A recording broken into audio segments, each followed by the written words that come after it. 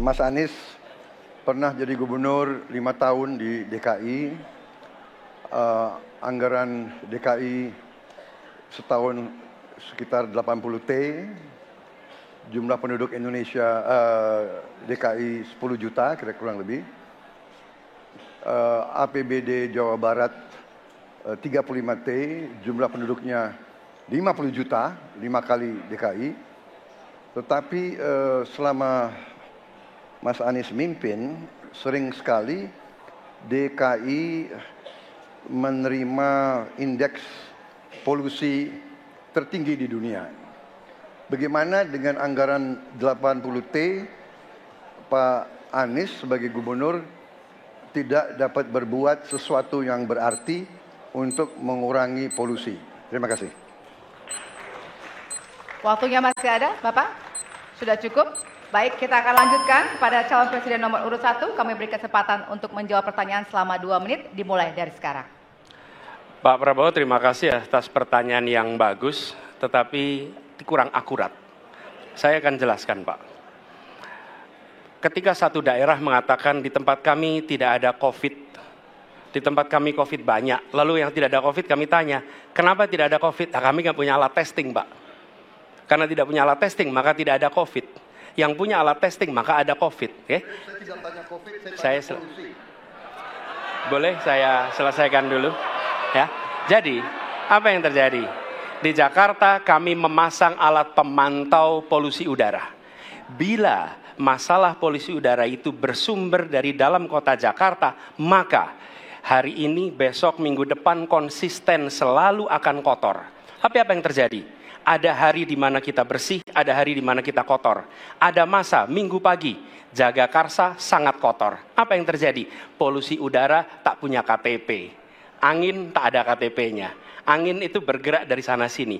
Ketika polutan yang muncul dari pembangkit listrik, tenaga uap, mengalir ke Jakarta, maka Jakarta punya indikator, karena itu Jakarta mengatakan ada polusi udara. Ketika anginnya bergerak ke arah Lampung, ke arah Sumatera, ke arah Laut Jawa, di sana tidak ada alat monitor, maka tidak muncul. Dan Jakarta pada saat itu bersih. Kalau problemnya dari dalam kota saja, maka konsisten tiap waktu. Ya, kita punya masalah polusi. Karena itu kita kerjakan dengan apa? Kita lakukan, Pak. 1, dengan pengendalian emisi dari kendaraan bermotor. Dan pengujian emisi sekarang wajib. Yang kedua, elektrifikasi kendaraan umum. Yang ketiga, konversi kendaraan umum. Dan dulu yang naik kendaraan umum hanya 350.000 per hari, sekarang 1 juta per hari. Jadi itu kita kerjakan untuk menangani soal polusi di Jakarta. Baik. Masih ada waktu, Bapak? Cukup? Ya. Kami persilakan kepada calon presiden nomor urut 2 untuk kemudian menanggapi jawaban dari calon presiden nomor urut 1. Waktu Bapak 1 menit dimulai dari sekarang. Ya susah kalau kita menyalahkan angin dari mana-mana ya. Jadi saya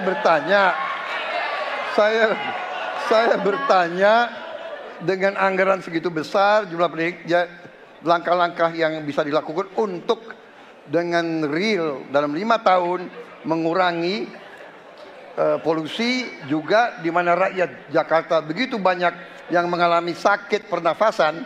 Jadi saya kira kalau kita dengan gampang menyalahkan angin, hujan dan sebagainya, ya mungkin tidak perlu ada pemerintahan kalau begitu, ya.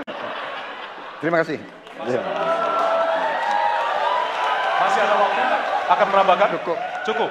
Baik, selanjutnya kami berikan kesempatan kepada calon presiden nomor urut 1 untuk menanggapi tanggapan dari calon presiden nomor urut 2. Waktunya 1 menit, dimulai dari sekarang.